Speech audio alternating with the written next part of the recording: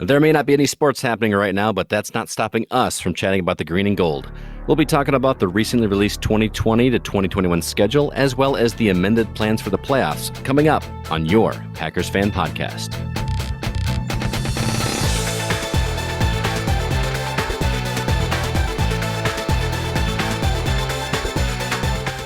I feel like this is a school year instead. It's just the 2020 season. Thanks again for joining us on the Packers Fan Podcast. Troy Heinritz back with you once again from the Blacklist Exposed and Beyond Westworld podcasts. And Wayne Henderson here with you on this 203rd episode. And after poring over the game schedule, I really hope we get this 2020 season of games. And yes, I am Scott Clark, a teacher by nature, so I apologize for adding the 2021 in there, Troy, but I'm from the Gaming Outsider podcast, and I don't know about you guys, but I miss hugs and handshakes. It's been a long time. On this edition of the Packers Fan Podcast, we will discuss the Pack's 2020 game schedule, which is now out. Will all the games be played? We'll be discussing that. And if so, in what manner is this the new normal? Let's find out. We'll talk about what stretch of games may break us in half, the new playoff format, and of course, thanks for your listener feedback. We'll be sharing it in this very episode. Show notes and other timestamps over at PackersFanPodcast.com if you'd like to follow along, or the details are right there in your podcast player. Just swipe up, down, left, right, click the info button, whichever one you want to do. It's there for you, waiting. It's awesome. So, even though we are quote-unquote patiently waiting for September and praying that we get a football season, let's go ahead, guys, and give our first impressions of the Packers 2020 game schedule. What do you think? I am scared to death of that 49ers game. That's the glaring thing for me when I saw this, because I can never remember how it works, but we played San Francisco in San Francisco this past season, didn't we? Why do we got to do it again? Don't we get to switch that up a little bit or play at home or something? We're doing it again because the NFL has not yet adopted the Troy Heinritz approved 17-game only conference games with a 2-game preseason, 8 playoff game format schedule. We're close. So we added 1 playoff game this year, and next year we're going to hopefully add the 17th game and reduce to 3 preseason games. So then they just need to take away 1 more preseason game and add the playoff game, and we'll have, full-on rights and royalties for the rest of my life.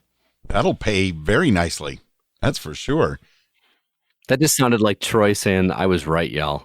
Well, yeah. Well, it's the most brilliant schedule in the world, because if you have 2 preseason games, which is all that matters to just try out the newbies and make sure that they can make the team, and then you start the season with 2 AFC games that don't count against your playoff seedings, but they're real games, just like we play against the AFC this year, and you just kind of use that as the warm-up. So then by week 3, you're now playing every single team in the NFC for 15 weeks.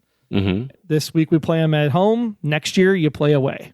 That way you're always guaranteed to get every team in the conference playing at Lambeau Field at least once every other year.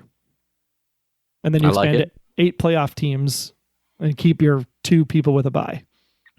Interesting, indeed. And speaking of preseason, of course, they put down that eventually they're going to give us dates for the Cardinals, Browns, Giants, and Chiefs preseason games. But depending on how this whole COVID-19 thing goes, do you think they'll actually play preseason games this year? Maybe 1. You think just 1? Yeah, that's all you need. Warm it up, lace it up, get going.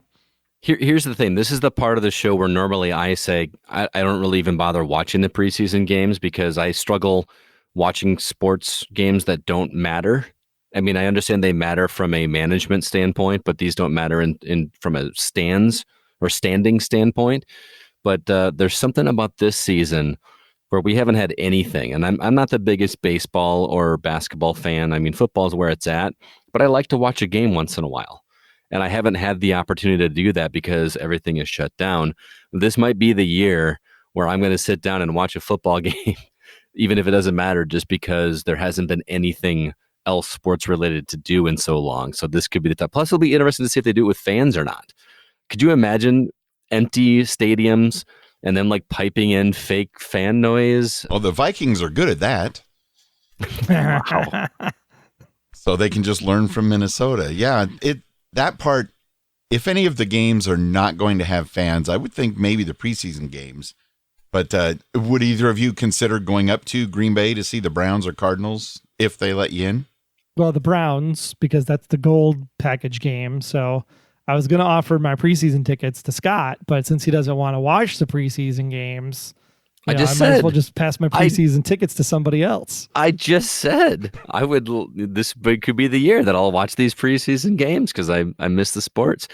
But I mean, it's hard to say because we don't know what's going to happen, and we don't know when that game is. If it's a Thursday night, Friday night, Saturday night, that's always the hard part with preseason. Going to a game is that you always have to take off a day of work if it's that Thursday night contest. And who wants to take off a day of work for a preseason game? I do. You don't have to work because you're not in school right now. yet. Oh, that's true. That'll still be summer, won't it? But I don't know. And I don't mean this to be political at all, and I hope it doesn't go that way. But it's there's so many question marks about the future of what's going to happen with everything. I'm wondering at this point if I'm going to even be in the classroom again this September. I legitimately don't know because I feel like we're at a standstill and there's all these plans in place and there doesn't seem to be any momentum because everyone just wants to argue about if they're right or not. So I don't know. It's a big question mark. We've got our big convention that we were planning on hosting for the Gaming Outsider in September. We don't know if that's going to happen because we just don't know if anybody's going to be allowed to come, much less be willing to come and spend money at something like that. Right. So there's just so many questions right now. I don't even know. But if they are available and it's considered safe, I would definitely be interested in watching on television. And I would love to go to Lambeau to watch the Cleveland Browns play. Actually, that was a preseason game I went to several years ago. I went when it's very strange, Wayne, I know you live in California. Are you used to this? But it's very weird going to a game at Lambeau Field when it's hot out and you're in a t-shirt and shorts. That just feels wrong almost. Or when you have a long sleeve shirt on and jeans and it becomes 72 all of a sudden and you weren't planning on it and you're roasting to death. Mm-hmm. Yeah. I'm not used to that. I have been to some Rams and some Chargers games in the past where it's been maybe 102 degrees at kickoff and it's just insane. Like, when does the sun go behind the scoreboard? It'll be interesting to see if, say, throwing preseason out the window if they have to, if the regular season does start, like for the Packers, Sunday, September 13th at Minnesota, noon Central Time Zone game against the Minnesota Vikings. So it's not going to be an extra late game or a Monday night game, just a regular time, regular game. How you feeling about being in Minnesota to kick off the season, so to speak? I hate it because if this turns out to be the same game that my friend was nice enough to take me to last year, if it's those same seats and then we don't play because of COVID, I'm going to be so pissed off. Okay. Because those seats were awesome. And if it doesn't work out that we can't go or the fans can't be there, then I'm going to be really bummed to watch this one on TV knowing I could have been there sitting 10 yards off the field, basically. Well, since it's not all about Troy, I'm going to say I'm all about this because I like starting the season with two, rivals in the division, and two that we shouldn't have any difficulty getting past. Ideally, I mean, anything can happen, right? Any given Sunday, but these are two games that we really should win. And I want the beginning of the season to be much like the beginning of last season, where we just kicked off the ground. Hit the ground running, and we have that opportunity here with these first two games. That would be very nice indeed. In fact, later on in the listener feedback, some listeners have some very interesting thoughts about why they think we're going to beat the Vikings to start the season, and that'll be nice. And then, of course, the Lions. Oh, those poor Lions coming to Lambeau. It's like interesting. We're away, then we're home, then we're away, and then we're back at home, because then, of course, we go to New Orleans to play the Saints, who every year I talk about how I think their luck has to run out, and they're not very exciting to me, except for, what they're doing with Taysom Hill, but they just keep winning. So that's going to be a Sunday night game. That ought to be pretty exciting. And then, of course, staying down south, or actually going back home, but playing the South with the Atlanta Falcons, who are basically a shell of what they used to be, right? If that. If that. I'm calling it now. They're gonna bring up during that game at some point that this is where Favre was for his rookie year. He was an Atlanta Falcon, and that's going to come up, and that's going to be one of the things they're going to talk about. Pregame and all that. I'm just surprised that Wayne's so confident in that New Orleans game. I mean, that's Sunday night away in a dome. It's the three strikes you're out for Aaron Rodgers. Troy, I never said I was confident about that game. I just, in the offseason, they always appear to just be, not a very exciting team. And then they just keep winning and making it to the playoffs. It's got to end eventually. Like, thankfully, I don't think we have to worry about the Patriots anymore in the playoffs, but that's a whole nother story. It's interesting that we're back to having a really early bye week. Does that really matter much? I think we get two bye weeks this year, though, if you think about it logically. When's that other one? I have a guess, but break it down for me. You're going to have a pseudo bye week there between the San Francisco game and then hosting the Jaguars November 15th, because you get the 12 days off in between because you have the Thursday game. So it's like an extra bye there after that really horrific stretch.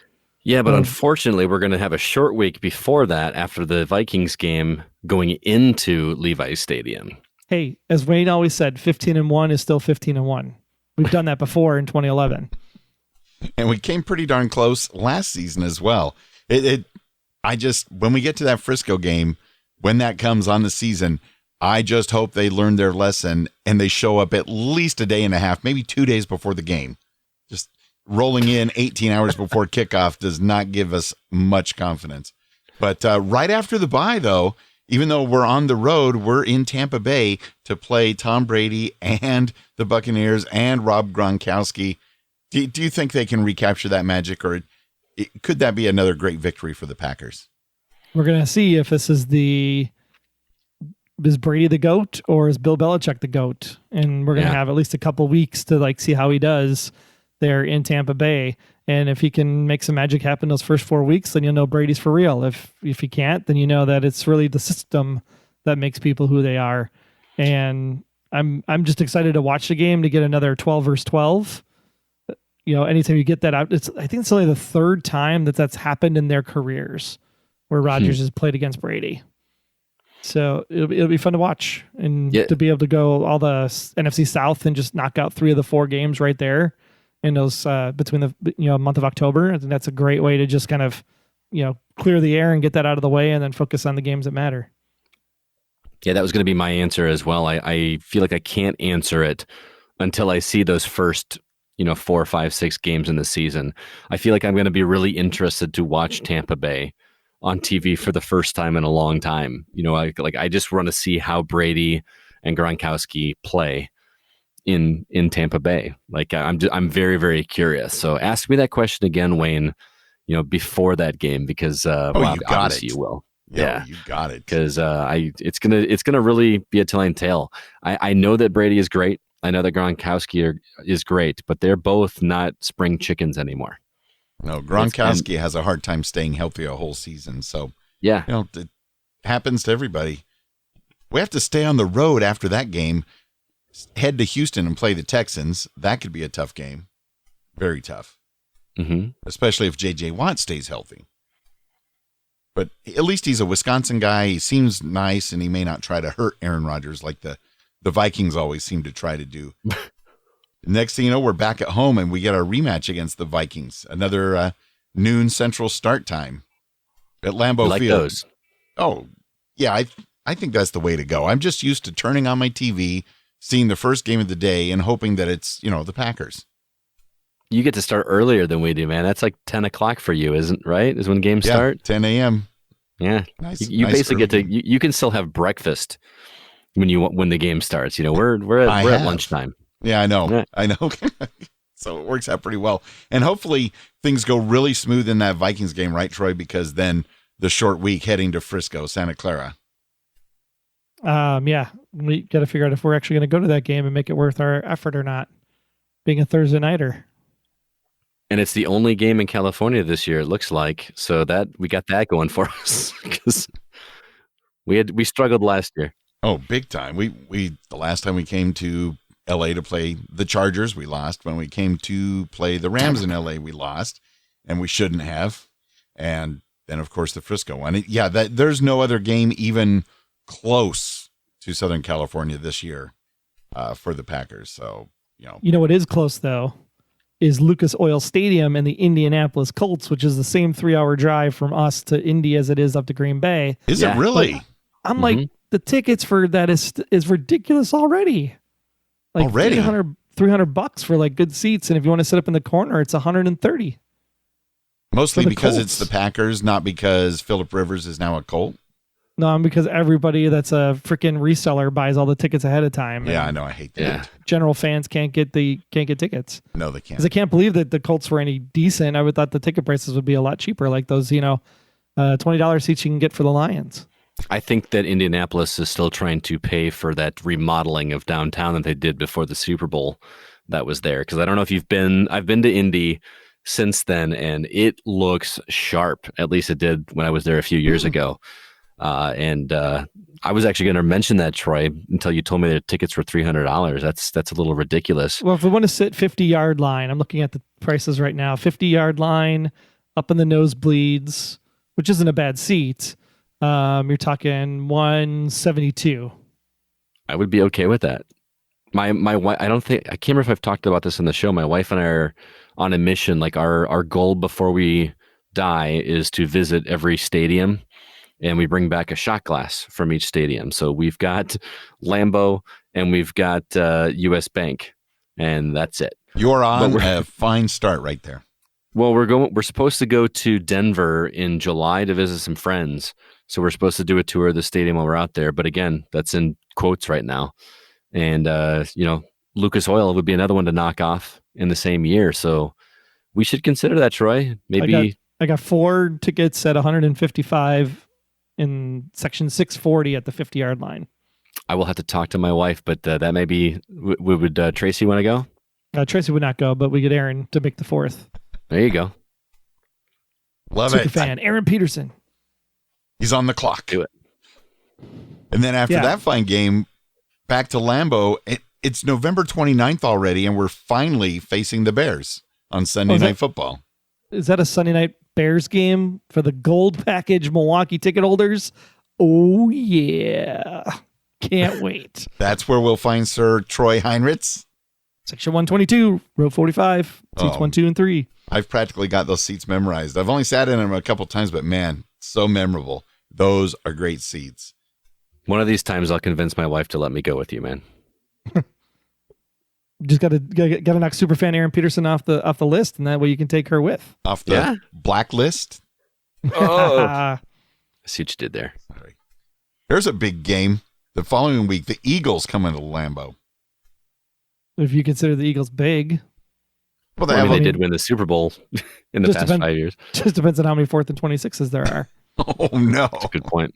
They've got a lot of great fans and historic, fan base and stuff. As far as a team that's not in the division, they could be a lot of fun to see. Mm-hmm. I feel like we get the Eagles quite a bit, though, at Lambeau. So I was kind of hoping we'd see some new teams this year, like the Tennessee Titans right there for Christmas weekend. It's going to be good.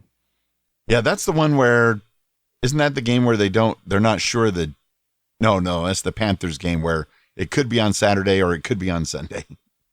I don't know why that is, but we'll stay tuned. Why are we having football on Saturdays? Because it's a Christmas weekend. Yeah, college is pretty much over except for their playoffs and championships. Gotcha. Yeah, but that Titans game being a Sunday nighter at home to almost close out the season, that's great. And then get the Matt LaFleur story going on with that. I think that's going to be a fun game on the schedule this year. And finishing up January 3rd in Chicago against the Bears again. He's got Randall Cobb.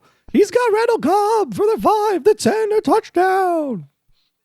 Such a great Bears game to close out the season. I almost drove off the road when he was calling that. I was like, man, I can't believe they did it. I love it. And then we knocked the Bears out of the playoffs 2 weeks later. It was great. That was fantastic. That's a pretty strong way to end the season. The Bears, just because they're division rivals, but the Panthers, whoever their quarterback's going to be, by that time of the season, and the Titans. Yeah, it looks like a very strong and exciting schedule. If we get to see all those games, it's going to be nice. Lions, Panthers, and Bears. Oh my. Oh my. Lots of victories on hand. Troy, do you have a way too early to guess how many victories we may get this season? I am going to do the over-under. So no worse than 10-6, no better than 12-4. Interesting. And the 4 losses that I pegged were the Titans, because we'll fall asleep at the wheel going into the final stretch. The San Francisco 49ers, because I don't care. 1 loss is 1 loss. We'll lose to the Texans on the road, just because you have the 2 road games back to back. And then we'll lose an early one to the Saints, because it's Sunday night in a dome on the road. The trifecta. The trifecta of Aaron Rodgers' nemesis. Yeah, I was going to say 12-4 as well. That was going to be my prediction. Wayne, we know what yours is, 16-0. What are we talking about? You're just guessing what I'm going to say. Yeah, I can't wait, because you've been doing this show for what, 5-6 years now? 10. This is the 10th season. 10th year? People. Good Lord. I cannot wait for the time when it comes to predictions and Wayne actually picks the Packers to lose. It's got to happen. I want to know what it's going to take for a prediction from Wayne where Green Bay does not win, because obviously we lose games now and then. It's got to happen, and he clearly doesn't have to won happen. I mean, Wayne, I want you to pick 15-1 this year to lose against the Niners, because then we'll actually go 16-0. Is I that like how it. it works? Is We that haven't gone 16-0 yet, so if you would just, that's you were just close. what Wayne needs. You were is close another, that first year. That first year you were really close. That stupid Kansas City game in 2011. Dang it. That was my fault. Remember, I was late Yeah, for it was. kickoff. Well, what do you guys think? Will the entire game schedule even get played? I mean, are fans going to be able to attend, or is it just going to be fans coming to the latter part of the schedule? I mean, I know there's so many question marks right now. Do you have any more insight as to what we've already said? I think it all hinges on the fact that, like Troy said, he thinks the worst case scenario is we go 10-6, which would still mean the playoffs, right? On the surface, of course, I don't see any reason why we cannot win each of these games. They are all winnable games. I think we learned a lot from San Francisco last year, and we're not going to let that happen again. If I did have to pick a loss, if there's a game that I think we have the greatest chance to not come out with more points than the other team at the end, it would be the Frisco game, because being on a short week, being on the road, being in the Pacific time zone, that is going to be tough. But if we win that game, can you imagine? Run the table 3.0. Yeah, that would be very nice. I think that all the games are going to be played. I'm not 100% convinced that they might just say, we're going to start 2 weeks later than originally planned, and we'll have the Super Bowl in March on Wayne's birthday weekend or something, I think that's what it is. I think they start late. I think they get all the games in, and they're playing football in April. I would be okay with that. Yeah, just start up the season, like October 15th or something, sweetest day, and then go all the way to Easter Sunday. Could you imagine football like running all the way into baseball season? Why not? Basketball runs into baseball season now, and it starts about the same time. That's true. Yeah. That's true. It's crazy. Especially in 2021 if they add a 17th game. Oh, yeah. Then everything's on the table. It would be very interesting to see if they could do a regular season game without the fans. I mean, technically it's possible, even if they pipe in fake noise like the Vikings do, because when all of this coronavirus started really shutting things down and things were happening, and for a while, Aussie Rules Football said they were going to continue. They were going to play their games without fans, and I watched 2 of their games that weekend. I think it was their opening weekend, and it was just weird, hearing maybe the wives and managers and like 12 people in the stands clapping. It was just very strange, but I was going to watch, and then they even caved in and canceled everything. So, gosh, it would be really weird. I don't know. I think I would kind of like to hear it without all the fan noise, because you have to be able to hear the pads hitting a lot more, a Well, lot there's better that. than right. I mean, that's kind of why that just that impactful sound. It's going to resonate even more. They'd probably even crank it up a little bit, make you feel like you're right down there. I The think that'd sad be part cool. is that even though, like, let's say they play and there's no fans, the franchises will be fine because they'll get their TV money. But what happens to the city of Green Bay, Wisconsin, and the surrounding Mhm. communities in the Fox Valley? Because those guys rely on those 8, potentially 10 home games a year, 12 if you count the preseason. And to not have that economy coming in, I think is what would just destroy Green Bay at that point. Mhm. Because it's brutal. I mean, it's brutal to think what the economic impact will be. So I think that they'll play football with fans if they can. It might not be a full deck of fans. It might be, instead of 70,000 at Lambeau, it might be 30,000 at Lambeau, but they'll play with some kind of fans. They have to for the economy's sake. And I wonder what's going to happen outside the stadium too, because stay-at-home orders for people in Wisconsin, Yeah, right. telling them to not go tailgate and not hang out in the streets and drink beer and eat brats. That enjoy that. I just can't even imagine. On some of those road games, if there weren't fans there, I think that would really give Green Bay even more of an advantage. Like in Frisco, if they don't have their fans in that stadium, I think that changes the whole complexion of that game. Yeah, Definitely. I know we don't play, but imagine playing in Seattle Yeah. Oh, yeah. without the 12th man. Like I just kind of want to see how that game would go. Right, and this could be an interesting way to see if that fan noise really does play that as big of a factor as we think it does. It does. I think it does. I think it definitely helps. So the bye week, it is what it is, right? Can't change it. Can't do nothing about it. Just going to have to accept it. Mm-hmm. But the short week, going back out to the Pacific Coast to play San Francisco 3 times in a row in their place, bull crap. Just saying. Yeah. The only redeeming thing, whether or not we do win that game, is if there gets to be a rematch in the playoffs, but this time it's at Green Bay. It would be on like Donkey Kong, as those video game kids say, right, Scott? Yeah, we still say that. We were so close. That Seattle 49er game, we were so close. Mm-hmm. Man. Oh, well. Bygones. We wouldn't have won the Super Bowl anyway. And although it's a long way from today, the change of the season is how the playoffs, at least for this year, are going to be totally different. Only one team in each conference gets the bye week, the number 1 seed. That's going to take a while to wrap my head around. Yeah, so it's basically you get 6 teams playing on the wild card weekend. So you're going to have 3 winners come out of that weekend.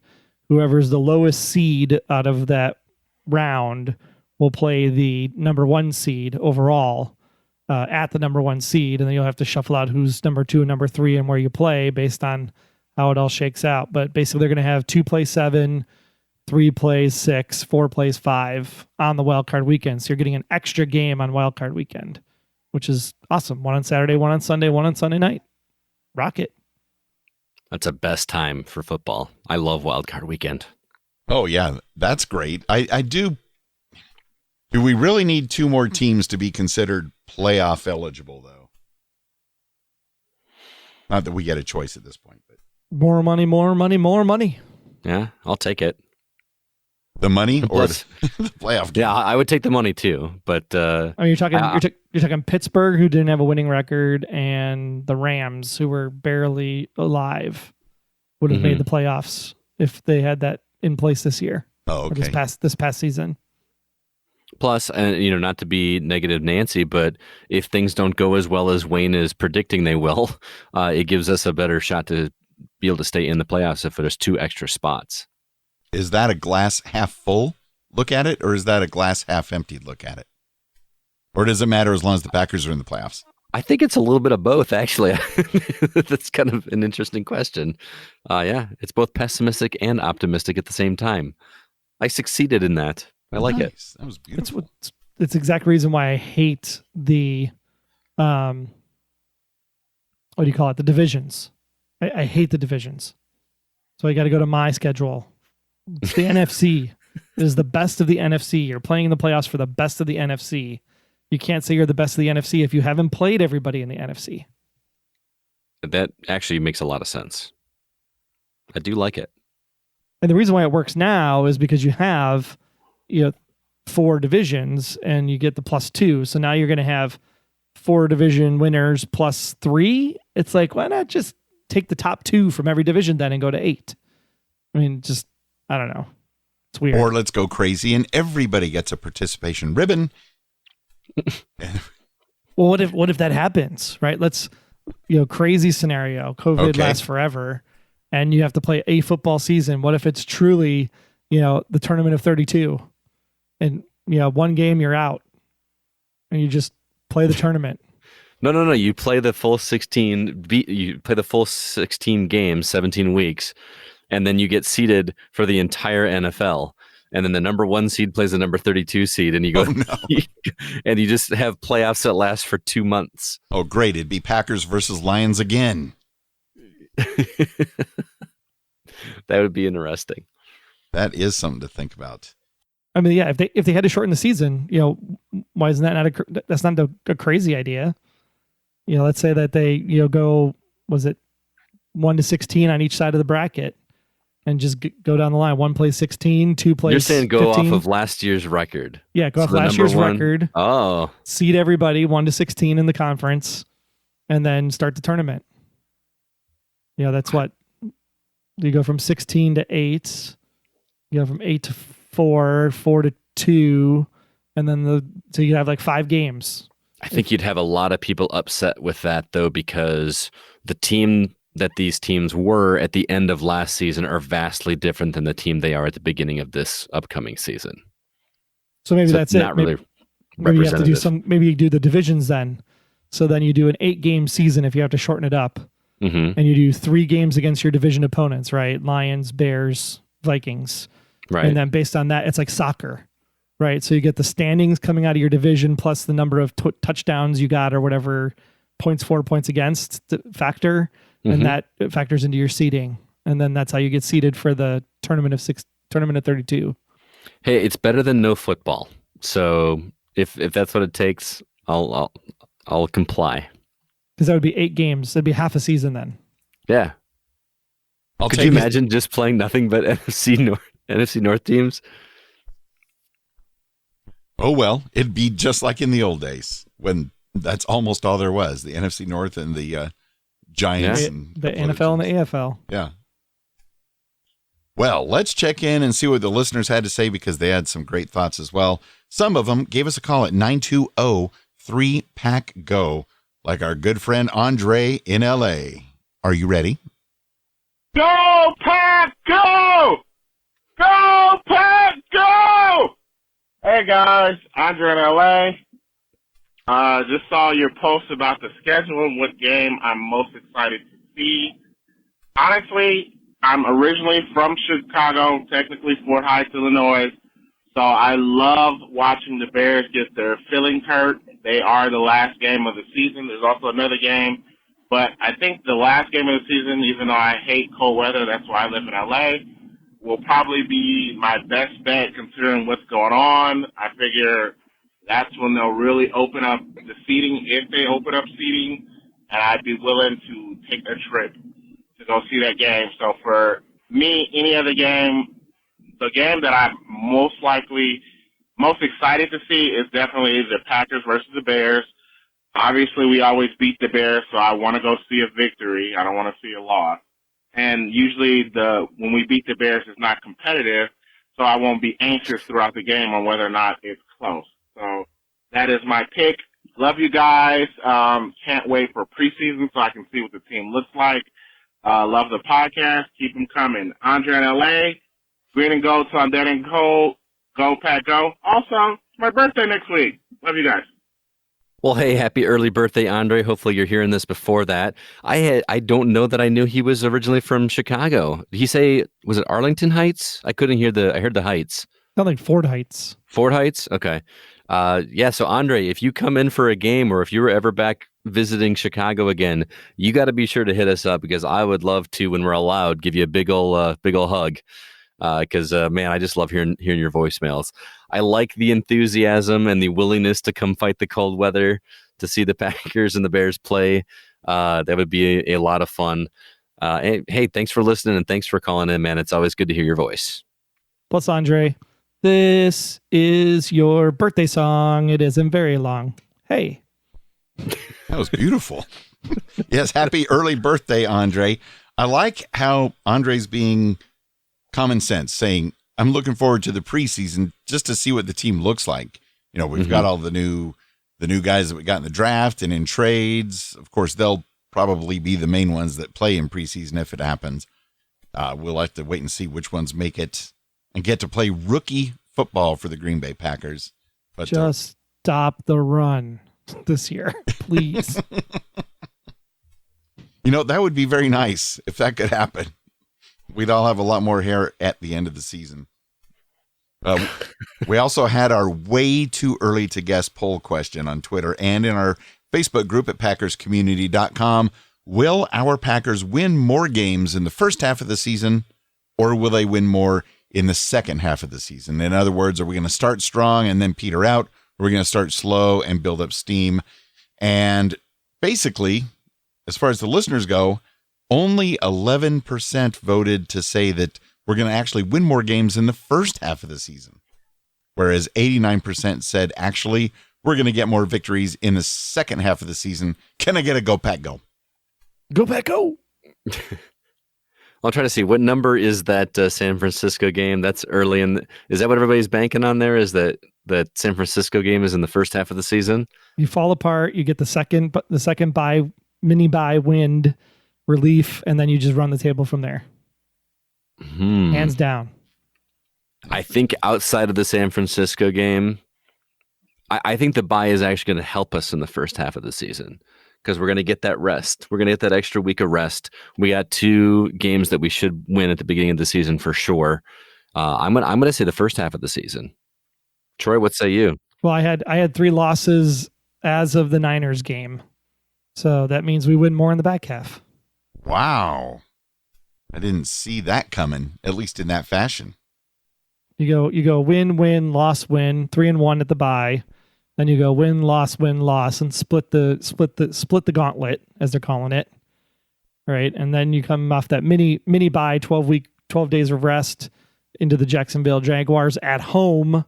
And then you just go Jaguars, Colts, Bears, Eagles, Lions, Panthers, Titans, Bears. You should be able to decimate that back half. That's fair. You make some good points, Troy. Wayne, what was yours? I don't even know if you told us. Did you say back half as well? Conceivably, if we do win every single game, it doesn't matter. It throws the math out the window. It's a 50-50 split. And if by some chance we don't beat the Niners again, then that answers that question. Well, it's funny you say that because one of our listeners in the comments on here by the name of Doric said on Twitter, trick question, the same, 8 wins in each half of the season, then 3 wins in the postseason, obviously. So you're not alone in that thinking, Wayne. There you go. Go, Pack, go, Doric. That's what I'm talking about. Well, if you truly went undefeated for 19 games, then technically you'd win more games in the front half of the season because there are 4 preseason games versus 3 playoff games. Just saying. Or you're such a nerd. Depending on how the playoff seeding works out for the Packers this year, if we only have to play I don't know. The playoffs are confusing enough right now. Brett in the UK in our Facebook group says the second half, much like Troy said, more home games, so Lambeau will get loud and will play better in the colder weather. Go, Pack, go! Dictus over in the Facebook group said second half because of the abundance of home games as well, and this team seems to be built for the cold. And I smell like a Culver's bet on this or something. Some kind of between the 3 of us. I'm going to stock up on my Culver's victories, man. Woo. Yeah, right. So I'm saying the second half, and Scott's saying the first half. Yeah, could we just do you and me, Troy? I got my own little Culver's bet with whoever wins that bet between Scott and I. Wayne has to buy us lunch. Oh yeah, I like that. But works. I'm the reigning champion who hasn't received his free Culver's yet. I know. Like, It'll I would happen. send you like a gift certificate or something, but it's not going to do you any good out there. Yeah, because you need to wear my autographed Henderson jersey. Autographed by true. William Henderson, not myself. There you go. Matt over on Facebook says, that's a trick question. They'll win 8 in the first half and 8 in the second half per your prediction. So Matt and Doric are both on your page there. I love it. Let's move on to emails. We got one from the Fishers. Hey, Wayne, Troy, and Scott. Caleb, Kathy, and Roy Fisher from Green Bay, Wisconsin. Looking forward to a great season this year. Let's pick up where we left off. 13-3 was a great record, but we don't want to rest on our past achievements. We have great confidence in our great coach and staff. We totally support them and looking forward to a great year. Also, happy birthday to my wife, Kathy. Go Pack Go. We can smell the Lombardi trophy already. Bleed green and gold till dead and cold. Caleb Fisher. Happy birthday, Kathy. Absolutely. This is your birthday song. It isn't very long. Hey. Brings a tear to my eye every time. Stephen Vereen from down here in enemy territory with Scott and I said, hey guys, checking in from Palos Park, Illinois, in the south suburbs of Bears country. Interesting that our Packers don't even see the Chicago Bears for the first time until Sunday after Thanksgiving. I'll be at that game in week 12. Does anyone remember the last time the Packers and Bears game were both day games? Good question. Who will be the Bears starting quarterback? Nick Foles or Mitchell Trubisky? Any bets? I'm going to go with the third option. Third option. That's what happens in Bears country. They just make crap up as they go. Go Pack Go. I am going to be picking at least one loss for the Packers, and that will come in week 9. This Packers at Frisco game is the one that I am not looking forward to, unless Packers are really good and the 49ers are really bad. Not a fan of the Packers having their bye week scheduled so early this year. Interesting that the Packers will be coming off their bye week in week 6 to play Tom Brady and the Buccaneers. Why at the announcement of the schedule that the date for the Packers and Panthers at Lambeau Field is unknown at this time? It is scheduled to be played on either the 19th or 20th. TV contracts. And it isn't great that listener Andre from LA still remembers how to loudly say Go Pack Go after being coached by Scott on the podcast. You're welcome. Good point. Thanks again for all those great Go Pack Goes, Andre. I bet you guys are glad that the Packers will end their season by playing a team other than the Detroit Lions. Yes, we are. And okay, I'm going to check out for now. And as always, can't wait to hear your thoughts, as it should be the last new podcast until the season starts, or maybe even preseason games. Go Pack Go, Stephen in Palos Park, Illinois. And we have more excellent discussions in the Packers Fan Podcast Facebook community group over at packerscommunity.com. Bill said way too many night games. I agree. Because all the gold package games are at night and one's on a Thursday. Just makes my gold package travels that much more difficult. But it is what it is. It's Packers football. We always go anyway. Perfect schedule would have the Pack playing at noon every single Sunday. I disagree. 3:15 is the best way to go. Really? I Yes. think the noon central is the perfect play time. 3:15 in the afternoon, if you're going to Lambeau Field, gives you enough time to get up there, do a little bit of tailgating and hanging out, go to the game, and then you still make it home before midnight and go to work on Monday. You So you just don't have to feel take any guilty time about off. drinking before noon, I think is what the problem is. I don't have that problem. No, because I got to drive up the Green Bay and I got to drive back. The drinking only happens during the game. That's it. One beer a quarter. That's all you're allowed. Yeah. That's good advice right there. Brett in the UK, bye week 5. I prefer a slightly later bye week, but the game on week 9, that's the one. We get to see how we fare against the 49ers. Yeah. As much as I don't like playing the 49ers, it is kind of fun because I have quite a few Niners fans here in town that we watch the game together. So I actually do enjoy that as much as I haven't liked the outcomes. It is fun watching it with other fans of teams that aren't the Bears.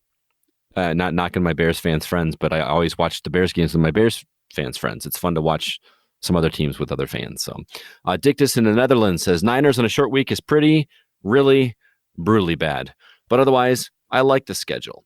Opening at Vikings might be their best moment to play them. Lots of rookies in their roster, whereas our core pretty much stayed intact. So that should give us some leverage. I agree. At Bears to close the regular season, I say another 4th and 8 on the 48 confirmed. He's got Randall Cobb. He's got Randall Cobb. I was expecting less of a spread of the division games, to be honest. I expected them to put most of those in the second half of the schedule. But again, I like it. The bye week, who knows what when we'll need it, so I won't grade that. We'll see how it plays out. The bye after a potentially shorter Monday Night Football week is nice, though. 4 out of the last 6 are home games. I absolutely love that. And looking at it from a fan in the Netherlands point of view, time difference is going to kill me. There's 5 primetime games. 2 of those line up real nice with work. 3 don't. So looks like I'll need to take 3 mornings or probably days off from work, which is doable. It'll be weird watching regular season on January 3rd, though. Can't even pick a game I'm looking forward to the most, probably at Vikings, because that would mean the season has started. I like that mentality. Preseason, don't really care about that. If you would also like to join the Packers fan Facebook community and be part of the conversation, as these fine people are, be sure to head over to packerscommunity.com as we stay safe while counting the days until September.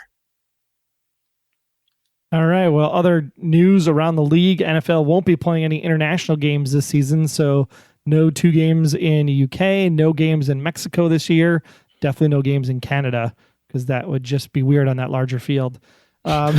Anyways. Holes in the end zone. Yeah, it's just crazy up there. But they have fun. And with that, we'll say, hey, schedule's out.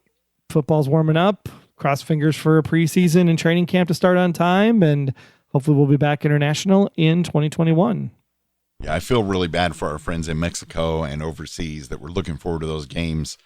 If they do happen in 2021, I think the 3 of us need to talk to our spouses and see about making a trip over to jolly old England. Oh, man. Right? If I travel without my wife, I would be murdered in my sleep. That's why I mentioned that we would definitely travel with our wives. Okay, I thought you were saying talk to our wives about just us going. No. Travel with our wives. No, none of us would survive going to England without our wives. Yeah. Good call. Well, there's not much more to say about the NFC North right now because there's not a whole lot happening in sports. So let's go ahead and head toward the finale of the show here. I'm going to wrap up my portion here by saying I want to remind everybody that I have my own podcast called The Gaming Outsider. So if you love to play video games as much as I do, please be sure to check out that show. You can find it at the same place you listen to this one. On this week's episode, we're going to be discussing whether we prefer to play sequels to games that we love or try brand new franchises. So if that sounds interesting, check it out. Our website is thegamingoutsider.com, and I'd love to get some feedback from you guys. Just finished up the Beyond Westworld podcast at beyondwestworldpodcast.com for season 3. It is a wrap, so go check out season 3 and binge the whole thing. It was amazing.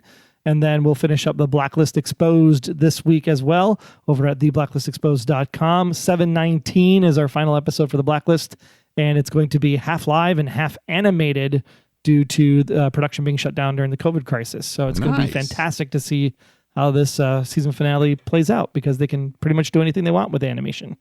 Right. It kind of brings back memories of Fringe and some Doctor Who episodes that have gone the animation route as well. I was recently interviewed on Lola Larisse's new podcast, the Larisse Conversations. She's done other podcasts in the past. She was previously also part of the Scannerdrome YouTube channel. And we had a fun time. It was very informal. We chatted about voiceovers, my old Fringe Casting podcast, where you can hear some of Troy's voicemails on there. The Under the Dome radio podcast. You can hear a lot of Troy on that one, right? Oh, my gosh. We even talked about Kate Bush and some other good stuff as well. That episode will be out in about a week. The Larisse Conversations.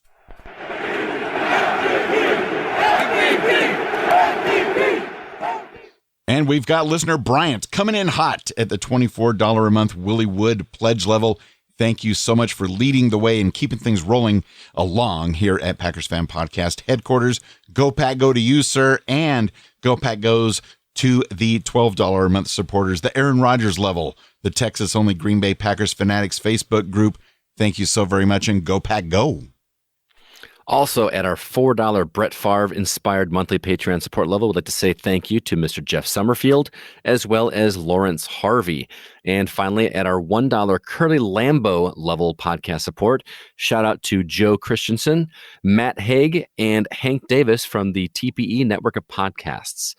So if you too would like to financially support the podcast at a level to match your budget, and maybe even get a little bit of Packers Fan Podcast logo merch, you can find details at patreon.com/Packers Fan Podcast.